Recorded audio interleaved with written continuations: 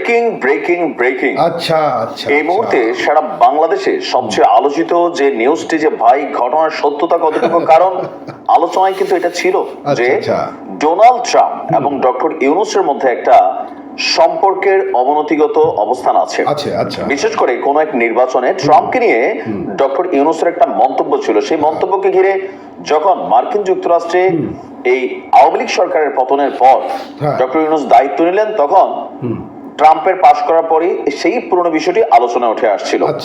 এরপরে ভারতের মেকানিজম নানান বক্তব্যের ফাঁকে একটা সময় আলোচনা উঠে আসলো যে ট্রাম্প যদি ক্ষমতায় যায় তাহলে বাংলাদেশের উপর আসতে পারে নিষেধাজ্ঞা। বিভিন্ন রাজনৈতিক বিশ্লেষক, সোশ্যাল মিডিয়া প্ল্যাটফর্ম, টেলিভিশন, গণমাধ্যমে এই বক্তব্যগুলো আলোচনায় ছিল। এর পরপরই যখন এই ভিডিওটা প্রকাশ হলো, মুহূর্তের মধ্যে জনগণ সেটাকে লুফে নিল। কিন্তু ঘটনার পেছনের ঘটনাটা কি আর কেমনে ঘটলো? ডক্টর মোহাম্মদ ইউনূস সহ আসিফ নজরুল সহ আরো বেশ কয়েকজন উপদেষ্টার বিরুদ্ধে, টোটাল 20 জন উপদেষ্টার বিরুদ্ধে নিষেধাজ্ঞা ঘোষণা করেছে মার্কিন যুক্তরাষ্ট্র। এমন নিউজের একটা ভিডিও ভাইরাল।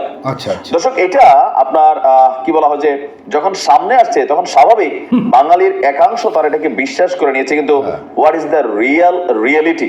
আসল সত্য কি? আসল সত্য হচ্ছে এই খবরটা সত্য নয়, কিন্তু কিভাবে একটা মিথ্যা খবরকে সত্য বানানোর চেষ্টা চালানো। আসুন দেখি। আপনার এই সম্পর্কিত সোশ্যাল মিডিয়াতে যখন কোনো গুজব ছড়ায়, তখন আমাদের যেই কি বলে যে গুজব যাচাই বাছাইকারী বিভিন্ন প্রতিষ্ঠানগুলো আছে, এর মধ্যে গুরুত্বপূর্ণ একটা প্রতিষ্ঠান হচ্ছে ফ্যাক্ট ওয়াচ। তারা বলছে Donald Trump doctor Mohammad Yunus সহ 20 জন উপদেষ্টার উপর নিষেধাজ্ঞা ঘোষণা করেননি, বরং ভিন্ন ভিন্ন কয়েকটি ফুটেজকে ব্যবহার করে একটা ভিডিও তৈরির মাধ্যমে এই ভুয়া দাবিটিকে প্রচার করা হয়েছে। বলা হচ্ছে যে আপনার মাসুদ কামালের ইউটিউব চ্যানেল কথাতে ট্রাম্প দায়িত্ব নেওয়ার পর বাংলাদেশের বিরুদ্ধে নিষেধাজ্ঞা আসবে কিনা এই বিষয়ে একটা ভিডিও খুঁজে পাওয়া যায়। ওই ভিডিওর সঙ্গে আলোচিত ভিডিওটির কিছু অংশের মিল রয়েছে। মূলত ওই ভিডিওটির কয়েকটি অংশ কাইটা সেখানে এডিটিং করে এই ভিডিওটাকে বানানো হয়েছে।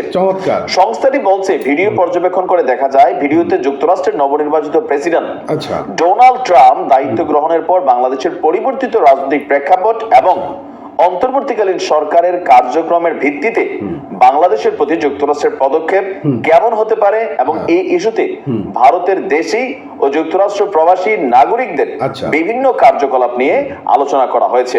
তবে সেখানে ইউনূস সরকার সহ 20 জন উপদেষ্টাকে নিষেধাজ্ঞা দেওয়া নিয়ে কোনো কথা আসলে বলা হয়নি। এটাই হচ্ছে মূল সমস্যা। আমরা যখন ভিডিও বানাই, কতিপয় অসাধু মানুষ আছেন যারা আমাদের ভিডিওর বিভিন্ন অংশগুলোকে কাটেন, আগে পিছে জোড়া দেন, কোন 10টা ভিডিওর জোড়া দিয়া আমারে রিপ্রেজেন্ট কইরা, অথবা যারা একটু জনপ্রিয় আছেন তাদেরকে রিপ্রেজেন্ট কইরা এরকম কিন্তু অসংখ্য ভুয়া ভিডিও তারা মুহূর্তের মাধ্যমে ছড়িয়ে দেন।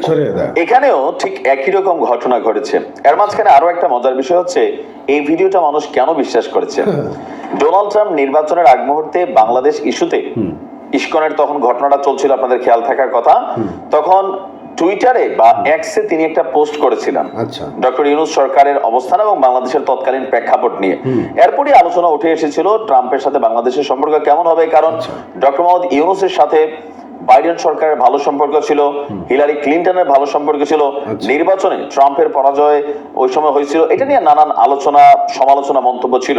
আবার বাংলাদেশ নিয়ে ট্রাম্পের যে একটা বক্তব্য ছিল, সকল কিছু মিলাইয়া যখন এই ভিডিওটারে এডিটিং করে সামনে নিয়ে আসছে, মানুষ নগদই বিশ্বাস করছে। প্রযুক্তি মিডিয়ার এই যুগে পজিটিভের মধ্যে নেগেটিভ জিনিসটা হচ্ছে কি, ভিডিও কাটপিস করে যখন কোনো কন্টেন্ট বানানো হয় তখন আমাদের দর্শকরা সহজে এটা ভেরিফাই করতে পারে না কোনটা সত্য কোনটা মিথ্যা। তারা মনে করে আরে জনপ্রিয় একজন ব্যক্তিত্ব যিনি কথা বলছেন নিশ্চয়ই এটাই সত্য।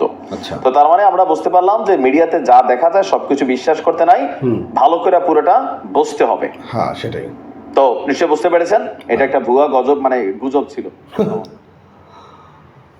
যাক, নিউজ তো দেখলেন, জানলেন, বুঝলেন কি অবস্থা বাঙালি। এটাকে বলে যে হুজুকে বাঙালি, ঘটনা ঘটাই দেয়। আমরা আওয়ামী লীগের সময় দেখছি শেখ হাসিনার কপালে সিঁদুর দিতেছে। আমরা আওয়ামী লীগের সরকারের সময় দেখছি যে এই কী কয় মন্দিরের মধ্যে কোরআন রাখা, হ্যাঁ, অন্য অন্য দলগুলো করছে আর কি, জানেন তো কারা করছে। তো যারা বিরোধী যায় তারা এই রকমগুলো না বেশি করে।